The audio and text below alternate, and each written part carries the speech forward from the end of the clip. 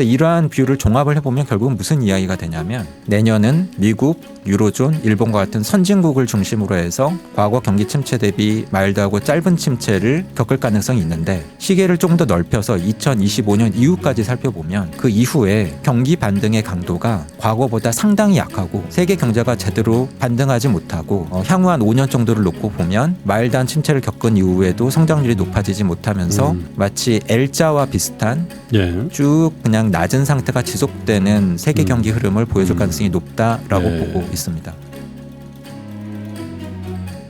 자, 3프로TV 시청자 여러분, 그리고 전국에서 지구촌 곳곳에서 또 이 3프로TV의 콘텐츠를 늘 성원해 주시면서 잘 보고 계실 우리 시청자 여러분, 투자자 여러분, 신과 대화 시간으로 여러분 연말연시에 이렇게 뵙게 됐는데요. 자, 오늘 어떤 분을 모셨을까요? 아마 그 신과 대화 시간을 통해서 많은 분들이 그 박사님 다시 좀 모셔달라고 그런 여러와 같은 성원이 있었던 분임과 동시에 적어도 2023년 한국 경제의 전망이란 측면에서는 가장 정확한 전망을 또 국내외적으로 해주신 분입니다. 상상이 되시죠?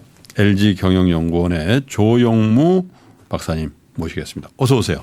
네, 안녕하십니까. 지난번에 나오신 지 한 4, 5개월 되셨나요? 네, 그 정도. 그때도 이제 사실은 연초에 했던 전망대로 이렇게 말씀하셨고 내년에도 너무 큰 기대를 하면 안 될 것 같다 이런 말씀을 하셨는데 그때 출연한 이후에 우리 경제를 어떻게 보셨고 또 어떻게 진행됐는지 정리를 좀 해볼까요 먼저? 결론부터 말씀을 드리면요. 예. 제 기억에 아마 제가 마지막으로 출연했던 게 9월 초 정도로 기억을 합니다. 그때 내년 이후의 상황에 대해서 어떻게 보고 있는지 간략히 말씀을 드렸었고요. 그때 제가 말씀드렸던 24년 한국 경제 성장률을 1.8%로 보고 있다고 말씀을 드렸었는데요. 여전히 그렇게 보고 있습니다. 그래서 2023년 연말에 제 뷰를 정리를 해서 저희 대외용 공식 경제 전망 보고서를 발표를 했고요. 거기에서도 역시 한국 경제 성장률 2024년에 1.8%가 될 것 같다고 말씀을 드렸습니다. 2023년은 1.4로 보셨죠? 작년 이맘때쯤. 예, 1년 전에 발표했던 보고서에서 2023년 한국 경제 성장률 1.4%로 전망을 했었고요. 그때는 저희 뷰가 상당히 예외적인 뷰였죠. 그렇죠. 대부분 2% 초반. 예, 낮으면은 1% 후반 정도였는데 1.4% 뷰를 2023년 연초에 나와서 말씀드렸을 때 굉장히 놀라셨는데 이러이러해서 저는 그렇게 봅니다라고 말씀을 드렸고 근데 그 이후에 지속적으로 다른 쪽들의 전망치가 하향 조정돼서 2023년 연말 정도 되니까 이제는 1.3, 1.4, 1.5로 다 모여서 컨센서스가 1.4 정도 됐던 것 같습니다. 그래서 제가 이제 소개할 때도 뭐 제가 게스트 분을 일부러 이렇게 뭔가 여러분께 좋은 이미지를 드리려고 하는 게 아니라 뭐 보신 분들은 대부분 다 선명하게 기억하실 텐데 시종일관 우리 2023년도에 우리 경제 전망을 상당히 보수적으로 보셨는데 그 보수적인 전망이 대체로 이제 올해가 다 마감이 되고 있는 이 시점에서 맞았던 것 같다라는 생각이 확실히 들고 그러다 보니까 내년 전망도 다른 기관에 비해서는 좀 낮단 말이에요. 그런 것 같습니다. 네, 그래서 이 부분은 사실 심정적으로는 틀렸으면 좋겠는데 죄송합니다만 한국 경제가 좋아지는 게 뭐 조영무 박사님이 전망이 조금 틀리는 것보다는 더 다행스러운 일일 테니까 그런데 왠지 이렇게 될 것 같다는 생각도 드는데 이 그 보고서를 제가 다 본 건 아닌데 보니까 보고서에 침체가 이연됐다 이렇게 쓰셨어요. 보니까 이연된 이유를 어디서 찾고 계세요? 한국 경제 성장률 전망과 관련을 해서는 말씀 주신 것처럼 덜 틀린 것 같습니다. 실제로 1년 전에 발표했던 보고서에서 2023년 한국 경제 성장률 전망은 1.4 소비자 물가 상승률 전망은 3.8%로 제시를 했었는데 실제로 성장률이 뭐 1.3, 1.4 정도 나올 것 같고 틀리더라도 0.1%포인트 정도. 그렇겠죠. 그리고 지금 상황에서 2023년 소비자 물가 상승률이 3.6 정도 나올 것 같아서 물가 상승률은 한 0.2%포인트 정도 대충 뭐 틀리지 않을까 싶습니다. 근데 그렇다 보니까 그래도 몇몇 분들이 그 수치를 기억을 하시고 궁금해하시는 것 같아요. 제가 어떻게 생각을 하는지. 근데 앞서도 소개 때 말씀을 해주셨지만 네. 이미 9월에 저희 내부적으로는 올해 중반부터인데 2023년 중반부터 그리고 이 방송에서는 9월에 나와서 2023년 한국 경제 성장률 전망치를 1.8로 보고 있다고 말씀을 드렸었는데 말씀 주신 것처럼 그나마 뭐 1.8이 나오게 된 이유가 무엇이냐라고 물어보시면 2023년으로 예상되었었던 침체가 이연된 결과다. 네. 그러면은 무엇이 이연된 거냐? 사실 1년 전에 제가 말씀드렸던 뷰는 예. 침체를 피해가기는 어려울 것 같은데 과거와 비교해 보면 그 침체가 상당히 다를 것 같다. 네. 강도가 강하지 않고 길이가 짧을 것 같고 분명치 않고 그럴 것 같다라고 말씀을 드렸지만 그러한 양상마저도 사실은 이연된 셈입니다. 그러면은 뭐 그래도 왜 2023년이 그러했느냐? 지나놓고 보면은 아마도 2023년은 침체가 이연된 결과 그나마 선방했던 해로 남을 것 같습니다. 네. 그러면은 선방할 수 있었던 몇 가지 이유를 말씀을 드려야 될 것 같은데요. 우선 가장 먼저는 1년 전에 있었던 겨울입니다. 그러니까 유로존이 우크라이나 전쟁 때문에 천연가스 가격이 급등을 하면서 에너지 위기감이 고조가 그렇죠. 되었는데 이건 누가 잘한 게 아니고요. 예. 그냥 공교롭게 유럽의 겨울이 따뜻했습니다. 예년에 비해서 훨씬. 다행이었죠. 다행이었고 그리고 또 정책적인 노력은 유럽 주요국들이 그래도 재정을 써서 그렇지 않았으면은 산업계나 가게가 직면했을 에너지 가격이 훨씬 급등했을 텐데 재정을 풀어서 보조금을 지급하고 그래서 가게나 기업이 직면하는 에너지 가격이 너무 오르지 않도록 했었고 에너지 재고도 확충을 하면서 에너지 충격을 완화시켰죠. 예. 그래서 당초 우려보다는 유로존이 스무스하게 겨울을 넘겼던 게 첫 번째고요. 네. 두 번째로는 2023년 봄에 예상치 못하게 미국에서 은행들이 망했었는데 그렇죠. 그 이후에 대응 과정이 미국의 정책 당국이 나쁘지 않았습니다. 나쁘지 않았고 그 이후에 여름을 거치면서 두드러지게 나타났던 것은 미국의 경제가 소비 호조세가 이어지면서 나름 선방했다라고 하는 겁니다. 예. 그것은 조금 뒤에서 더 말씀을 드릴 수 있을지도 모르겠는데 결론적으로는 당초 많은 전망 기관들이 예상했던 것에 비해서 미국 가계가 보유하고 있는 저축이 빠르게 소진되지 않았고요. 사실 지금도 여전히 많이 나와 있습니다. 네. 그게 소비가 계속 이어질 수 있었던 바탕이 되었고 두 번째로는 고용 시장에서 사람이 부족한 현상이 구조적으로 이어지고 있습니다. 이 부분도 뒤에 질문을 주시면 조금 더 자세히 말씀을 드리겠습니다만 이렇게 고용 시장 호조세가 이어지다 보니까 경제가 조금 안 좋아지는 조짐이 있더라도 사람들이 나가서 다시 일자리를 구하면서 여전히 소비를 하고 있는. 그래서 미국 경제가 소비를 바탕으로 선전했다. 예. 그리고 우크라이나 전쟁 관련해서 미국 정부가 재정 지출을 늘린 효과도 이런 있겠네요. 정책적인 측면에서는 도움을 줬고요. 예. 세 번째로는 중국입니다. 중국의 리오프닝 효과는 기대에 못 미쳤고요. 예. 그리고 당초 1년 전에 말씀드렸던 것처럼 우리 수출에 미치는 효과도 사실은 크지 않을 거라고 말씀을 드려왔고요. 하지만 중국 경제 성장률이 어쨌든 높아졌던 건 사실인데 기대에 못 미쳤었고 그 동력이 상반기를 지나면서 빠르게 소진되어져 가는 모습이 보였죠. 예.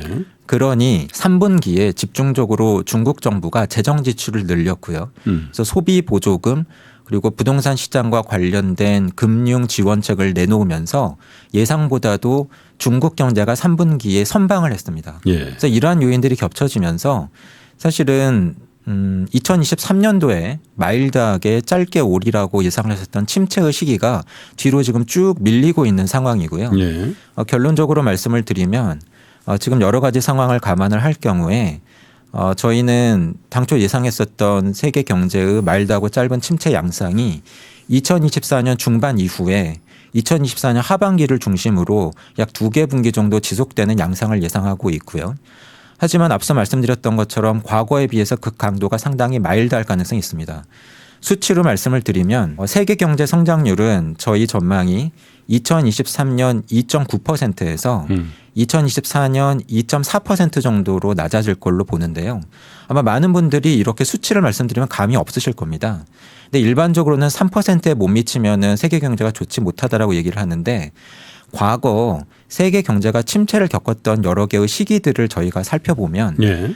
2차 세계대전 이후 특히 80년대 이후에 세계 경제가 어려움을 겪었던 몇 번의 시기가 있는데 그 시기 중에서 세계 경제의 침체가 가장 마일드했던 시기가 걸프전을 겪었던 91년도 침체입니다. 근데 그때 세계 경제 성장률이 2.7%였거든요. 네. 그러니까 내년에 만약에 세계 경제 성장률이 실제로 2.4% 정도가 된다고 한다면 최근에 저희가 경험했던 가장 마일드한 세계 경제 침체보다도 성장률이 낮은 겁니다. 예. 그래서 침체는 침체일 거다. 하지만 과거 오일 쇼크 때 세계 경제 성장률이 0.7%까지 하락했었던 것과 비교를 해보면 그리고 글로벌 금융위기 때 훨씬 더 강한 폭의 세계 경제 침체를 겪었던 것과 비교를 해보면 마일드한 침체일 거다. 그렇다 보니까 저는 9월 때에도 말씀을 드렸지만 논란이 분분할 것 같습니다. 그러니까 지금 미국 경제가 침체인가? 우리 경제가 어려운 건가? 이러한 부분에 대해서 논란이 벌어질 수 있고 이게 뒤에도 말씀을 드리겠습니다만 통화정책 중앙은행들의 금리 인하와 관련을 해서도 생각하는 것보다 금리 인하 시기가 늦어지고 인하폭이 크지 않고 이후 이어질 경기 반등 시기에 정책적인 도움을 많이 받지 못하게 만드는 원인이 될 걸로 보고 있고요. 그래서 이러한 뷰를 종합을 해보면 결국은 무슨 이야기가 되냐면 내년은 미국, 유로존, 일본과 같은 선진국을 중심으로 해서 과거 경기 침체 대비 마일드하고 짧은 침체를 겪을 가능성이 있는데 시계를 조금 더 넓혀서 2025년 이후까지 살펴보면 그 이후에 경기 반등의 강도가 과거보다 상당히 약하고 네. 세계 경제가 제대로 반등하지 못하고 향후 한 5년 정도를 놓고 보면 마일드한 침체를 겪은 이후에도 성장률이 높아지지 못하면서 마치 L자와 비슷한 쭉 그냥 낮은 상태가 지속되는 세계 경기 흐름을 보여줄 가능성이 높다라고 보고 있습니다. L자 장기 저성장 국면으로 들어가는 거 아니냐 이런 이제 걱정도 좀 앞서게 되는데 사실 잃어버린 10년, 20년 이런 표현을 하잖아요. 그러면 전 세계가 일본 되는 거 아니냐. 특히 우리나라 일본 되는 거 아니냐 이런 얘기들 많이 하던데 세계 경제 측면에서 일본화되고 있다라는 그런 논조에 대해서 어떻게 평가를 하세요? 조금 다를 겁니다. 예. 성장세가 부진하다. 예. 오랫동안 회복되지 못할 거다라고 하면 말씀하신 것처럼 일본화를 떠올리시는 분들이 많으실 겁니다. 근데 일본화라고 하면 성장세는 부진했고 동시에 물가 측면에서도 매우 낮은 예. 심지어 떨어지기까지 그렇죠. 하는 디플레가 결합되었던 양상이었는데 네. 향후 예상되는 세계 경기의 양상은 그것과는 사뭇 다를 걸로 봅니다. 결론적으로 말씀을 드리면 저성장과 고물가가 결합될 걸로 봅니다. 경제 주체들 입장에서 보면 사실은 가장 안 좋은 상황입니다. 제일 안 좋은 컨비네이션이죠. 예, 특히 저희 LG도 그렇고 기업하시는 분들도 그렇고 가장 우려되는 상황이 경기가 좋지 못해서 매출이 부진하고 많이 팔지 못하거나 또는 판가를 높이지 못하는 상황. 그래서 어떻게 보면 외형이 쪼그라들 수도 있는 상황이 가장 부담스러운 상황이죠. 그렇죠. 근데 그러한 상황에서 원자재 가격, 금리, 임금 이러한 것들이 크게 떨어지지 않고 높은 수준을 꽤 오랫동안 유지하는 상황이 어떻게 보면은 이중고가 겹치는 상황이라고 볼 수가 있습니다. 그래서 경제 주체들이 체감하기에는 상당히 고통스러운 상황이 전개될 가능성이 있고요. 구체적으로 수치를 말씀을 드리는 게 더 도움이 되실 것 같습니다. 그냥 막연하게 저성장 고물가라고 말씀을 드리는 게 아니고요. 코로나 기간 2020년에서 2022년 기간은 조금 예외적인 시기로 제외를 해놓고 코로나 이전의 평시 가령 5년 평균 그리고 코로나 이후 2023년 내지는 2024년부터 향후 5년 정도의 5년 평균을 비교를 해보면 세계 경제의 성장률은 3% 초반에서 2%대로 떨어질 것 같습니다. 예. 저성장이고요. 근데 물가 측면에서는 3% 중반에서 4%대로 올라갈 것 같습니다. 고물가죠. 예. 그러면은 앞서 말씀드린 이런 저성장 고물가라고 하는 조합이 만들어지는 건데 아마 많은 분들께서 그러면 또 이런 말을 떠오르실 것 같습니다. 저성장 고물가?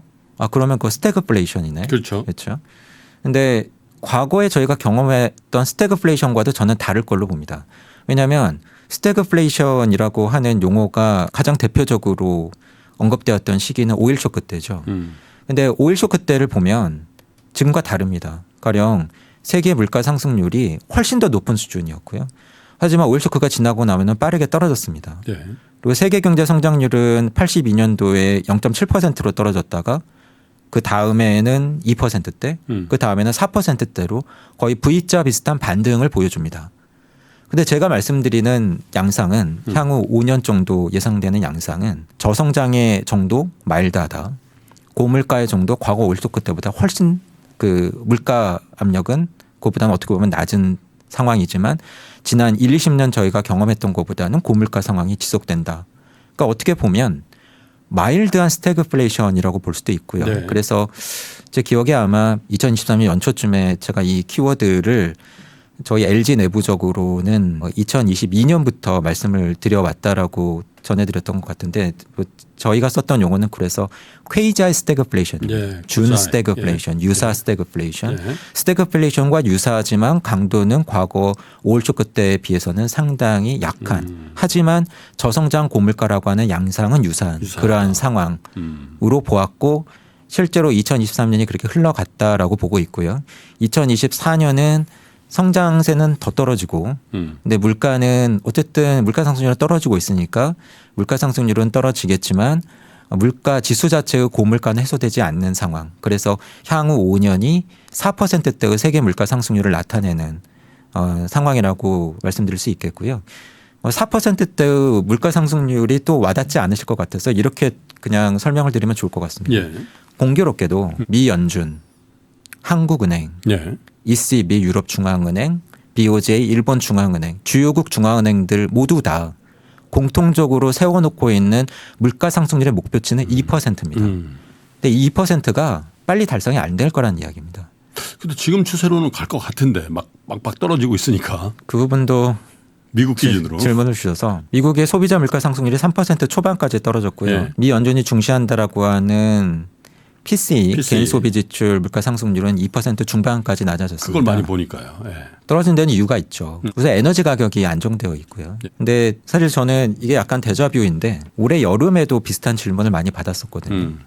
그때는 한국 물가 상승률도 꽤 떨어질 때입니다. 예. 근데 그때 제가 뭐라고 말씀을 드렸었냐면 물가 상승률 지금 좀 떨어지지만 조만간 다시 튀어오를 것 같습니다. 한국 튀었죠. 네. 왜냐하면 에너지 가격이 중요하게 작용을 하고 있고 네. 근데 에너지 가격이 전년 대비 증가율로 계산을 하다 보니 올해 여름을 중심으로 해서 2022년에는 급격한 물가 상승 요인이었는데 사실 예. 2023년 여름쯤에는 물가 상승률을 떨어뜨리는 요인으로 작용했던 겁니다. 근데 그 효과가 사라지니까 사실은 말씀드렸던 것처럼 가을이 되면서 다시 좀 튀어 올라갔었고요. 예. 지금 저희가 겪고 있는 상황도 사실은 저는 유사하다고 봅니다. 국제 유가, 에너지 가격 그리고 국제 곡물 가격의 전년 동월비 상승률이 지금 보면은 전반적으로 주요국들의 물가 상승률을 높이는 요인이 아니라 낮추는 요인이 되고 있는데 네. 그러면은 중요한 건 뭘까요? 제가 지금 뭐 전년 동월 대비 증가율로 하다 보니 2022년에는 물가 급등 요인이었다가 2023년 여름에는 물가 하락 요인이 되었던 이러한 요인들을 한번 발라내야 되겠죠. 그래서 이런 에너지나 먹거리 요인들을 발라낸 것을 저희는 코어라고 부르죠. 네, 핵심. 그런데 이 부분이 어떤가를 글로벌하게 좀 볼 필요가 있는 거죠. 예. 그런데 물가 상승률은 전 세계 통계는 안 나오고 왜냐하면 아프리카나 이런 신흥국들의 통계가 좀 늦고 부실하기 때문에 예. 그나마 가장 광범위하게 볼 수 있는 게 OECD의 이러한 물가 상승률이고요. 이러한 물가 상승 요인들을 쪼개 볼 수가 있는 거죠. 근데 한번 그려보시면 압니다. 그려보시면 아주 심플하게 나오는데 OECD 국가들을 대상으로 했을 때 에너지 가격의 상승률은 예. 코로나 때는 10몇 % 마이너스 증가율이었다가 코로나가 끝나고 우크라이나 전쟁 때에는 수십 %대의 상승률을 기록을 했다가 예. 앞서 말씀드린 시기에는 또 마이너스를 또 기록을 했었죠. 그리고 지금 또 올라오고 있거든요. 그러니까 플럭추에이션이 너무 심하고요. 이것보다도 조금 더 늦게 올라갔다가 떨어지고는 있지만 완만하게 떨어지고 있는 게 먹거리, 예. 음식료 가격인데 그것을 제외한 조금 전에 말씀드린 코어 물가 상승률을 OECD 국가들에 대해서 그려보면 과거 대비 아주 느리게 올라갔다가 지금 조금 전에 뭐 저희가 물가 상승률이 떨어졌었던 시기 2023년 여름 가을쯤까지 포함해서 그려보더라도 거의 안 떨어지고 있거든요. 네. 이게 뭐냐면 저는 그렇게 표현을 하는데 인플레 압력이 경제 전반에 스며든 겁니다. 많이 드는 예인데요. 저는 제가 지금까지 살면서 자장면 가격이 떨어지는 걸 본 기억이 없거든요. 그 당연한 거니까. 네, 그거 당연하다고 하시죠. 근데 지난 1, 2년 기간 동안 저희는 짜장면 가격만 오른 게 아니라 예. 뭐 냉면 가격, 설렁탕 가격, 놀이공원 입장료, 미용실 소주 요금 뭐 이런 거. 예, 다 그랬죠. 좀 떨어진 것처럼 보이는 것은 정부가 집중 관리 대상으로 해서 했었던 몇 가지 상징적인 품목들의 가격이 소폭 내리는 조정되는 모습만 봤습니다. 그런데 물가 상승률은 떨어지고 있다고 해요. 이게 뭘까요? 조금 전에 제가 짜장면을 예로 들었지만 짜장면 가격은 한 번 오르면 안 떨어지는데 그렇죠. 자주 변하지도 않습니다. 네. 1, 2년에 한 번 조정되는데 오르면 안 떨어지고. 그런데 이렇게 말씀드린 에너지나 먹거리 가격을 제외를 한 외식 물가 포함해서 전반적인 물가가 오르게 되면 경제 주체들이 가만히 있는 게 아니라 이것을 본인들이 파는 물건, 서비스 가격에 반영을 하고 반영하죠. 임금 상승 요구에 반영을 안 할 수가 없거든요. 예. 만약에 그걸 안 하게 되면 일본 같이 되는 겁니다. 그러니까 월급 안 올리죠. 기업들은 돈을 많이 벌고 엔저 때문에 수출이 늘고 기업 이익은 느는데 개인들의 소득은 안 늘고 더군다나 올해 일본은 물가까지도 오르다 보니 소비가 위축되고 경제 전반이 위축되는 거죠. 예. 그래서 그러한 상황을 저희가 생각을 해보면 저는 지난해와 비슷한 말씀을 여전히 지금도 드릴 수밖에 없는 것 같습니다. 그러니까 지난해부터 말씀드려왔던 게 물가 상승률 측면에서 보면 상승률의 정점은 2022년 가을에 형성이 되겠지만 네. 그때도 제가 2022년 가을이 지나고 나서도 물가가 굉장히 느리게 떨어질 거라고 말씀을 드렸잖아요. 네. 그래서 그걸 제가 스티키 인플레이션이라고 표현을 했었고 2023년 4월 이코노미스트지 표지 기사가 그 스티키 인플레이션이었죠. 끈적끈적한 아이스크림이 녹아내리는 그림. 그걸 보면 지금도 비슷하다. 변동성이 크고 플럭추에이션이 심한 에너지나 먹거리, 곡물 가격은 그럴지 몰라도 경제 전반에 광범위하게 펴진 인플레 압력이 해소되는 스티키하다. 것은 쉽지 않다. 그렇다라고 한다면 기대는 높아지고 있고 최근에 다소 낮아지는 흐름은 보이고 있지만 물가 상승률이 기대만큼 그렇게 빠르게 떨어질 것 같지 않다. 예. 예, 그렇게 보고 있습니다. 하기야 뭐 국채 금리도 뭐 미국채 10년물 기준으로 15%까지 갔다가 지금 3.7, 3.8까지 내려왔으니까 그 채권 장기채의 수익률마저도 이미 좀 반영을 한 것 같다라는 그런 느낌을 갖고 있긴 한데 자 그러면 결국 이 인플레이션에 대한 기대에 맞춰서 사실 연준이 무슨 정책을 좀 빨리 조금 늦게 또 많이 조금 덜하고 뭐 이런 걸 결정할 거 아니에요. 어떻게 예상하세요? 뭐 혹자는 뭐 7번 할 거라는 사람도 있고 어떤 분은 뭐 2-3번밖에 못 할 거라고 그러고 이만큼 제가 컨센서스가 벌어졌던 걸 본 적이 없는 것 같은데 굉장히 극명하게 갈리는 것 같습니다. 컨센서스가 벌어질 수밖에 없는 상황이죠. 왜냐하면 컨센서스가 벌어지고 사람들이 헷갈리도록 최근에 미 연준이 했기 때문에. 그냥 말을 조변석계라는 말이 딱 어울리게 그냥 예. 제롬 파월이 일부러 그러는 건지. 예. 그래서 사실 질문 주시는 분들이 많습니다. 근데 제 해석을 말씀을 드리면 예. 우선 새롭지 않다. 미 연준은 원래 그랬다. 제 이야기가 만약에 미 연준이 그래도 본인들의 뷰를 밝혀주는 자료가 있잖아요. 분기에 한 번씩 프로젝션 머티리얼이라고 해서 네. 통화정책 결정하는 미 연준 이사분들 대상으로 앞으로 미국 경제성장률, 물가상승률, 실업률, 본인들이 결정하는 정책금리 어떻게 될 것 같은지 어느 정도가 적절할 것 같은지를 물어보는 자료를 친절하게도 설문조사에서 네. 아주 자세히 공개를 해 주시잖아요. 예. 아주 친절한데 문제는 뭐냐면은 너무 틀린다는 거죠. 예, 너무 틀린다는 거죠. 예. 자료를 찾아보시면 아실 수 있는데 가령 이런 식이죠. 2021년 12월에 그해 마지막에 그 해가 다 끝나갈 때쯤에 바로 그 다음 해인 2022년에 대해서 미 연준은 물가 상승률은 2%대 중반 그리고 정책 금리는 그해 연말까지 적절한 수익 0.9%라고 답을 했습니다. 예. 근데 정확하게 1년 뒤에 2022년 12월에 이제 그 해가 다 끝나가죠.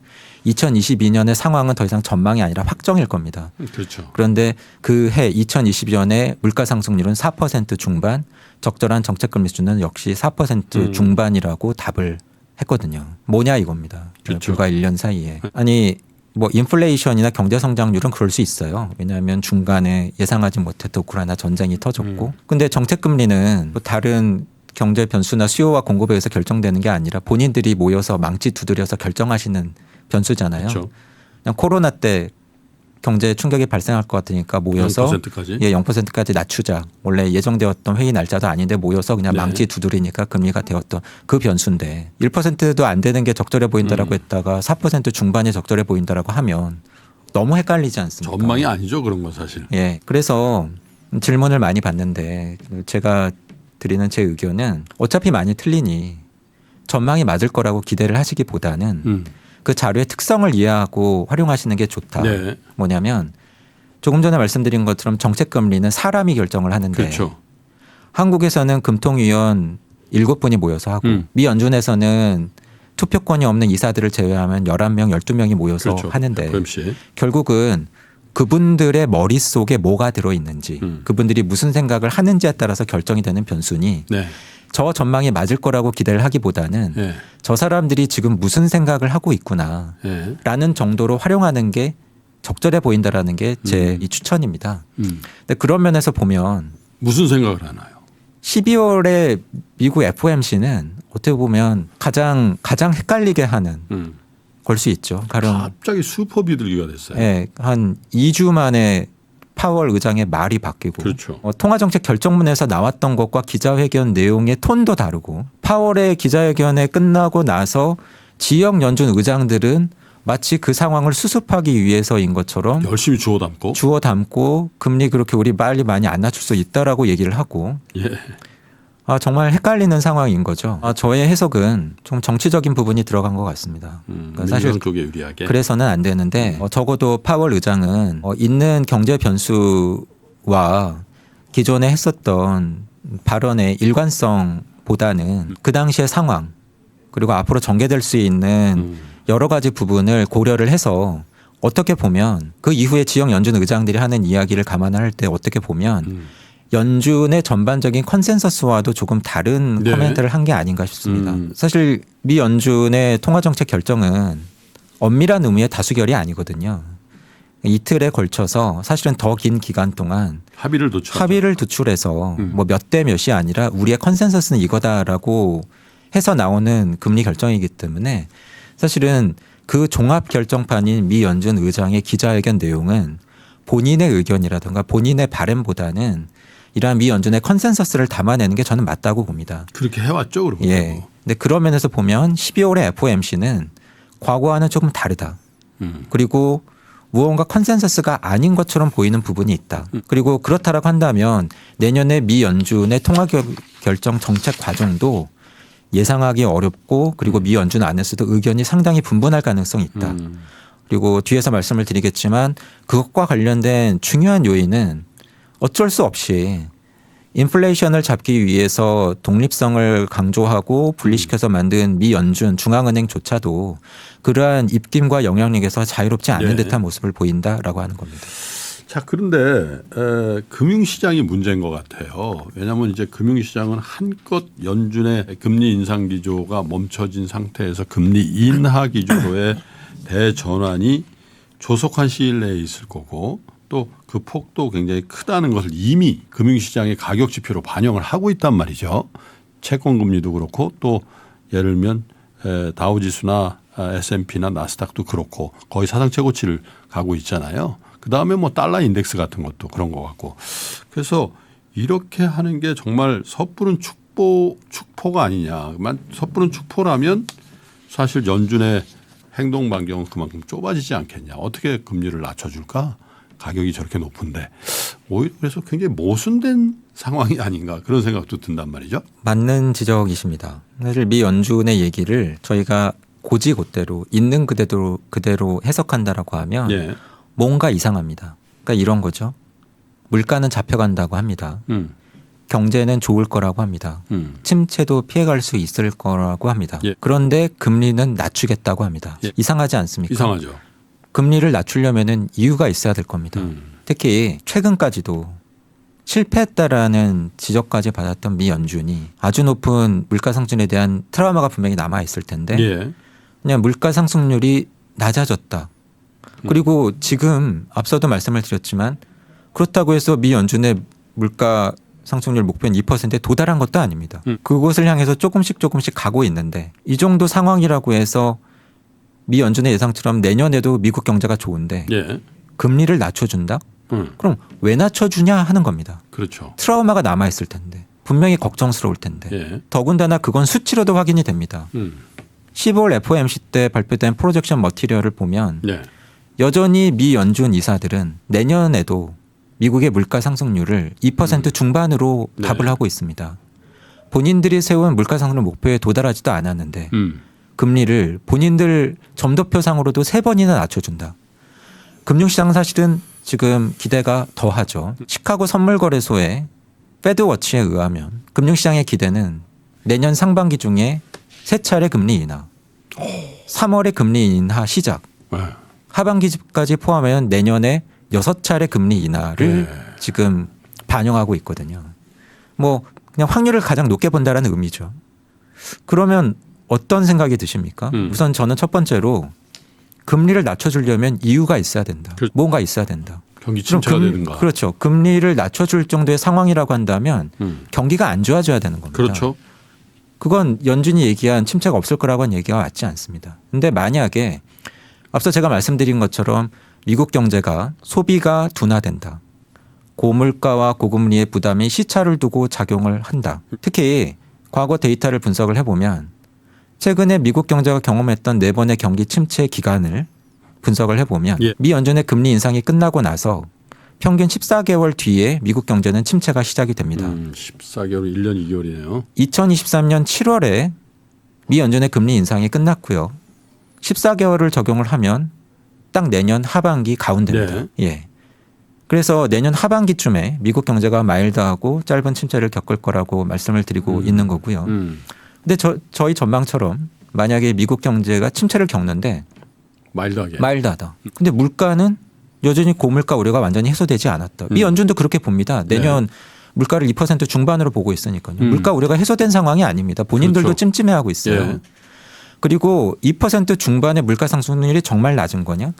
물가 상승률은 말 그대로 물가 지수의 증가율이거든요. 물가 상승률이 1, 2%만 되더라도 물가는 떨어진 게 아닙니다. 그렇죠. 그냥 전보다는 느리지만 계속 올라가고 있는 또 거거든요. 어떤 지역적인 분야에서는 되게 크게 오를 수도 있는 거고. 네. 예. 그러면 인플레 우려가 완전히 해소된 것도 아닌데 마일드한 침체가 왔다고 해서 미 연준이 금리 인하를 시작하더라도 많이 낮춰줄 거냐? 사실 저는 그렇게 안 봅니다. 그래서 미 연준의 금리 인하는 내년 중반부터 시작될 가능성이 높고 금리 인하 폭은 그냥 미 연준이 얘기한 것을 고지고대로 받아들이더라도 1%포인트가 안 되는 거죠. 4번 이상 못한다. 0.75%포인트 가능성이 가장 높다고 봅니다. 그렇군요. 예. 경제적으로 뭐 경제를 좋게 보기 때문에 좋게 본다면 이제 금리를 낮출 수가 없잖아요. 근데 그게 아니라 이미 그 연준의 스탠다드에 비교해 보면 높은 물가를 갖고 있기 때문에 여기서 탄력적으로 뭘 하는 건 부담스러울 거고 더군다나 그거를 투영한 자산 가격을 보면 더 연준의 스탠스는 우리의 기대보다는 느리게 그리고 네. 폭도 작게 움직일 가능성이 있다 이렇게 보시는 거네요. 그래서 사실 이런 말씀은 드리기가 조심스럽습니다. 왜냐하면 저는 금융시장에 있는 사람도 아니고 주가를 전망하지도 않고 네. 잘 모르고요. 제가 지켜본 바로는 예. 2023년만 놓고 보더라도 예, 금융시장이 한 2-3번 앞서갔던 것 같습니다. 그렇죠. 그러니까 가령 2023년 초에 조만간 미 연준의 금리 인상 끝난다. 앞서갔다가 주가 올랐다가 다시 조정받았었고요. 그렇죠. 여름에는 이제 하반기 되면은 금방 이제 금리 인하 된다. 앞서갔다가 주가 올랐다가 또 조정받았었고요. 제가 받는 느낌은 지금도 비슷합니다. 그래서 맞을 수도 있고 틀릴 수도 있죠.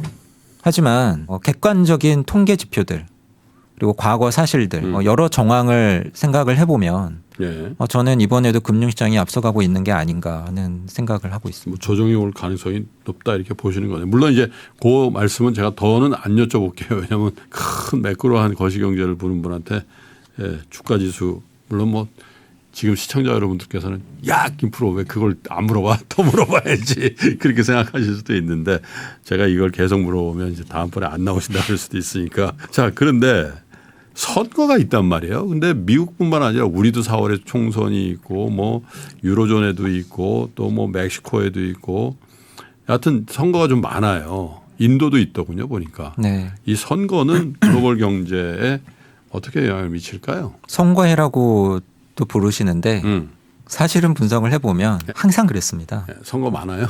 그렇지 않겠습니까? 왜냐하면 갑자기 하는 선거 아니고 네. 국가마다 다르겠지만 4년이나 5년 주기로 대선이나 총선을 치르는 건 똑같을 텐데. 몰리진 않았을 테니까. 네, 그렇게 따지면은 과거에도 항상 선거에 해였던 거죠. 근데 미국, 러시아, 인도 이러니까 네. 그게 좀 부각돼 보이는 것 같아요. 부각되는 거죠. 한국도 총선이 있고. 근데 특히나 이번에는 2024년 미국 대선에서 트럼프가 돌아올까? 그러니까요.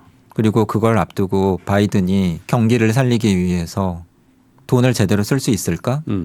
우리나라 수출 기업들 특히 우리 주력 수출 산업이 이미 된 배터리나 이런 것과 관련을 해서 네. 바이든이 발표한 정책 공약들 지금 추진 중인 정책들이 예. 잘 추진될 수 있을까 이러한 것들이 맞물려 있기 때문이죠. 국가마다 다를 걸로 보는데요. 우선 인도 말씀을 조금 드리고 싶은데 오늘 제가 이야기를 하다 보니 부정적인 요인들 위주로 말씀을 드린 것 같아서 질문을 많이 받거든요. 그럼 좋은 데는 어디입니까? 좋은 데는 없나요? 좋은 데가 있습니다. 물론 경제 성장률 측면이긴 하지만 다가오는 어려운 양상은 선진국 중심일 걸로 봅니다. 선진국들의 경제 성장률이 전반적으로 둔화될 거예요. 예. 저희 전망은 미국, 유로존, 일본 모두 다 2024년도 경제 성장률이 1%가 안 될 걸로 봅니다. 네. 그러면 선진국 위주의 경기 부진인데 그에 반해서 거대 신흥국들을 중심으로 해서 신흥국들은 상대적으로 선전하는 흐름이 될 겁니다. 잘 이해가 안 되긴 해요. 왜냐하면 선진국이 안 좋은데 신흥국이 자체적으로 좋을 수가 있을까? 이런 생각도 있고요. 중국이 안 좋은데 어떻게 좋을 수 있냐라는 질문과도 사실은 겹칩니다. 네.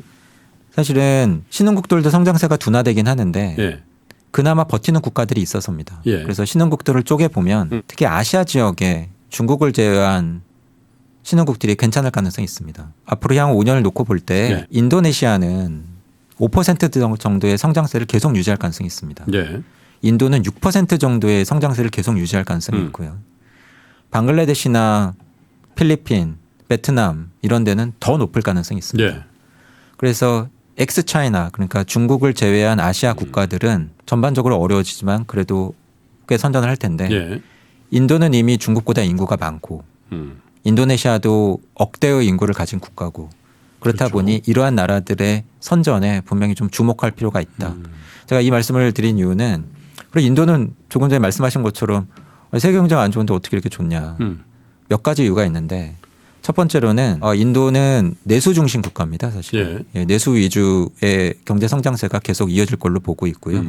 코로나 때문에 어떻게 보면 가장 호되게 가장 먼저 고생했지만 그 부진에서 빠져나온 국가기도 하고. 그러니까 몇 년도 몇 월 달인지 기억이 안 나는데 뭐 전국에서 차가 한 대도 안 팔렸다고 그런 통계 나온 적이 있어. 네. 그럴 수가 있냐 그랬다니까요. 그 나라 안에서 자체적인 변종 바이러스가 만들어질 정도였으니까요. 그러니까요. 예. 근데 그 어떻게 보면 그 후속 예. 반사 이익을 누리고 있는 상황이고 미국과 중국이 싸우는 이런 지정학적인 글로벌 구조 속에서 예.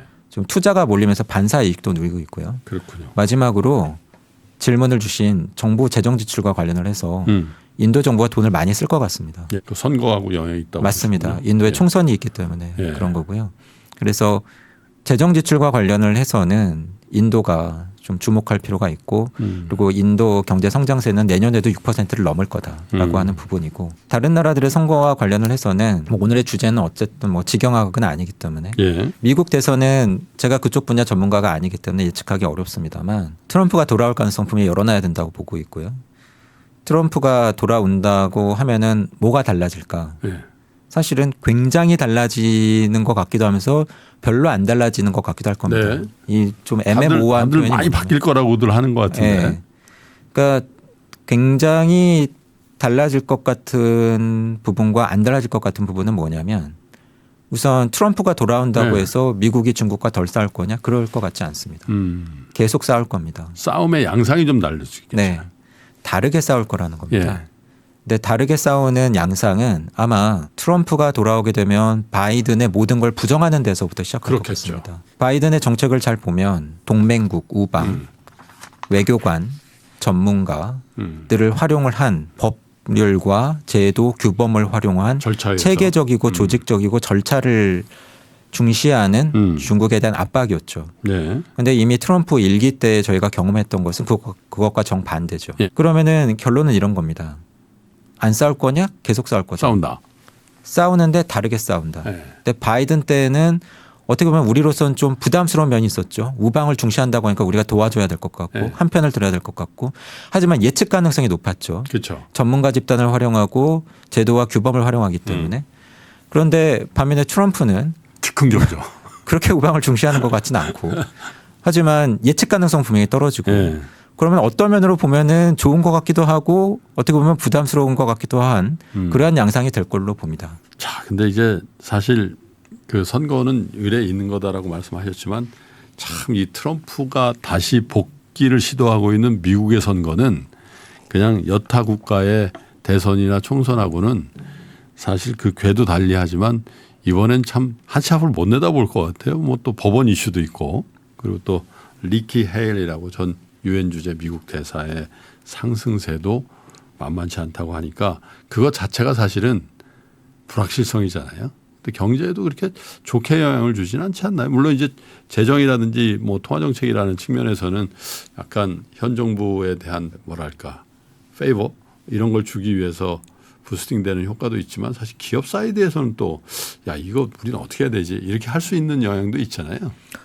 중요한 지적이신데요. 예. 저는 사실은 여러 곳을 다니면서 LG 내부도 그렇고 다른 기업에 가서도 말씀도 듣고 말씀도 드리고 하면서 체감하는 건데 말씀하신 부분에 대한 그러한 부담감, 불확실성에 대한 불안감이 굉장히 크고요. 네. 그렇다 보니 사실은 중요한 투자 의사 결정을 못 내리거나 미루고 있는 경우들이 많습니다. 네. 그게 아마 수치로 나타날 겁니다. 그래서 아마 뒤에서 조금 더 자세히 말씀을 드리겠습니다만 내년에 이게 연도가 바뀔 수 있으니 2024년에 저희가 전망하는 한국 경제의 양상은 투자가 기업의 설비 투자와 건설 투자 모두 다 전년 대비 마이너스 증가율을 기록할 걸로 봅니다. 근데 설비 투자가 마이너스 증가율을 기록한다라고 하는 것은 경기가 안 좋은 요인도 있지만 지금 말씀하신 미국의 불확실성. 대선이라든가 불확실성 요인들이 기업들로 하여금 특정한 국가와 지역에 오랜 기간 자본과 인력이 투입되는 투자 의사 결정을 내리는 것을 주저하게 만드는 중요한 요인이 될 걸로 보고 있습니다. 자, 뭐 저희가 2부로 조영무 박사님과 말씀을 나눌 텐데 일단 전반부에 물론 간혹 한국 얘기가 섞여 있긴 합니다만 주로 미국을 중심으로 한 이 글로벌 경제 전망의 시간을 가져봤는데 전반적으로 뭐 총평이라고 할까요? 마무리 말씀을 한번 주시고 잠깐 쉬었다가 한국 경제 전망 2부 순서로 여러분 다시 올 텐데 뭐 그 외에 우리 시청자 여러분이나 투자자 여러분들이 조금 고려하셔야 될 것 이런 거 위주로 마무리 말씀 좀 부탁드리겠습니다. 경제 뉴스를 자세히 보시면서 예. 통계와 뉴스를 있는 그대로 해석하시면 좋겠고요. 예. 검증되지 않은 여러 사람들의 목소리에 휘둘리지 않으셨으면 좋겠습니다. 그래서 본인이 본인 눈으로 본인의 시각으로 수치와 뉴스를 정확하게 해석하는 노력과 능력이 앞으로 특히 2024년에 매우 중요할 걸로 봅니다. 지금은 다소 그런 양상이 벌어지고 있다고 보시는 거군요. 네, 그 정도까지. 알겠습니다.